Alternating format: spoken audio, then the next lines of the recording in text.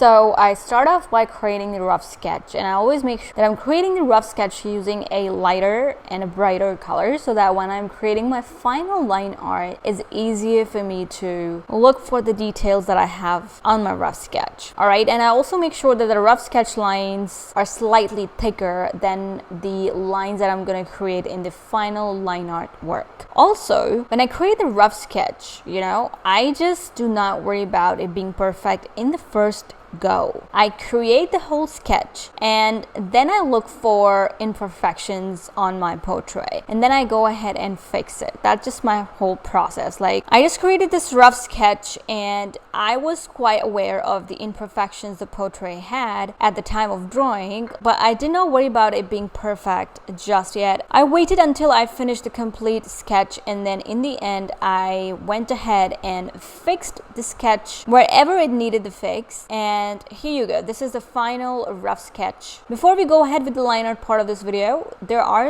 a few brush settings that you need to do. So the brush I'm using here is, and the brush I also use for the rough sketch is Tattoo Inker. You want to make sure to have the following brush settings. I will be giving the exact details down in the description box below, but you want to make sure that opacity with light pressure and flow with light pressure is 15 to 18%, and you can keep everything else as is, like flow with heavy pressure, opacity with heavy pressure. You can just keep them because we're looking for a brush which is not uniform in its thickness, meaning we do want a brush which is pressure sensitive while creating this line art, because in my process I'm not creating a style where I need a very thick line art. I need a very natural kind of line art for my portrait painting, and that is the reason why I was looking for a brush which is pressure sensitive. And just to make sure that is the case, I just go ahead and play with the settings, and I actually play around a lot with the setting called size with heavy pressure later on in this video. Wherever I needed a thicker line, I increased size with heavy pressure, and wherever I needed a thinner line, I decreased size with heavy pressure, so that the line art that I'm creating is natural and it's not as prominent, because I want the final portrait painting to look semi-realistic. So here I am creating the line art. What I'm doing here is I am not creating a very thick uniform looking line art. I am just making sure it's really thin and it's not uniform, in the sense that it can be really thin and non-existent in some parts, and it can be a little thicker depending on the part of the portrait I'm painting. And when I create line art, I also make sure that I'm filling in the parts that I will be eventually be filling in later on in the drawing process, like the eyeliner, the nostrils, the middle part of the mouth, and stuff like that. So that's what I'm doing. And when you're creating a line art, the goal is to actually create the line in one go. If you watched my video on line art on Autodesk Sketchbook, you will know that sometimes you'll have to create a line or draw over your rough sketch in one go and cover one area in one go. And sometimes when you do that, you might end up creating a bumpy line. So there are two solutions for that. Either you can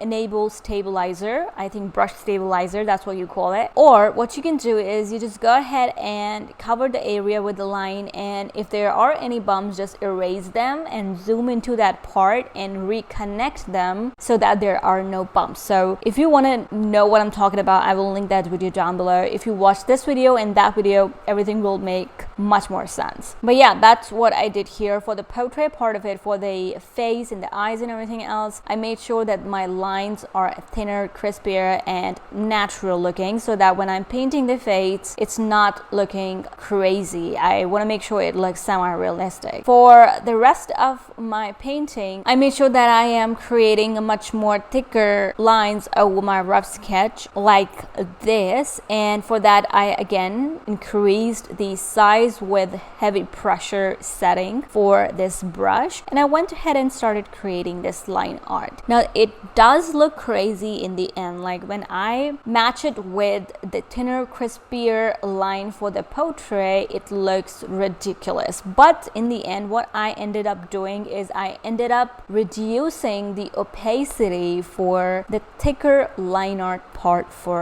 this painting. And the reason why I do this is because for the hair drawing and everything else, I wanted to make sure that I am creating a base which is already giving me some kinds of shadows, and that's how I create or paint the hair, and that's what I like to do. I like to create a thicker line art for the hair, so that's why I did that. But in the end, when I reduced the opacity, everything came together. And to reduce the opacity, what I did, I picked up my eraser tool, I decreased the opacity, and I just went over the thicker line art part of this painting. You will see in the end it looked pretty good. Now, another reason why I like to thicken out other parts of my painting is so that it can guide me through the darker details of the portrait. So now, as you guys can see, I am darkening up some features and creating the lashes. I am darkening up the eyeliner. I'm darkening up the outline for the iris as well.